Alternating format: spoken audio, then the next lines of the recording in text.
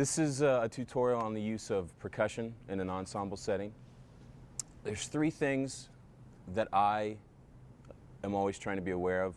One is just the sounds that my drums, my cymbals, my shakers make. The other one I try to always be aware of is to not overplay, to not get in the way of all the sounds that are going on. And the third is to be very aware and always be in communication with what this drummer's doing, because if he's doing, I'm basically here to sort of help him along, and sort of vice versa. But if I begin to overplay, or I'm playing against something that he's doing, it makes it no fun.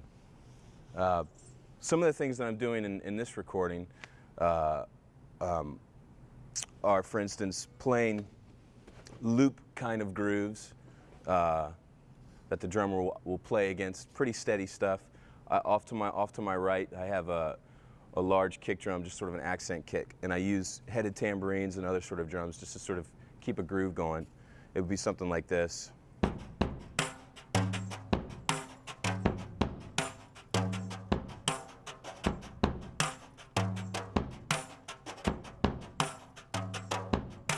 Not really changing much, leaving lots of space for the drummer to do his thing. Also, I have to be aware, if I'm going to use the kick drum, I have to stay out of the drummer's way, because if he's doing something that's counter, it tends not to work. So I'll just keep almost like a drum groove feel, like a loop you would hear in music, just sort of a constant feel without changing much. The other thing I do is I use the djembe a lot, and all of these instruments have traditional usages. The trick is to find a place for them in this kind of music. They each have their own style and way to do the way you're supposed to play them, but I try to use my own sort of sound and ideas to sort of fit the music.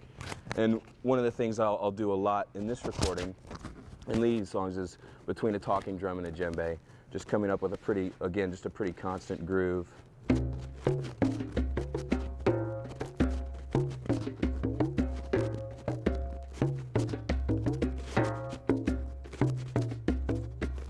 It's not as hard as it looks. It's pretty simple to do.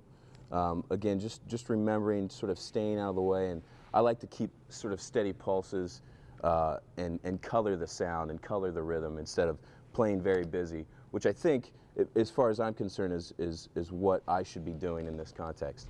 On a few of the songs, I'll keep the groove, but I'll still allow space for all the other instruments to be in, because again, the drums can quickly clutter things up, especially the percussion can clutter things up if you're not careful. So it's very important to be aware of everything else that's going on.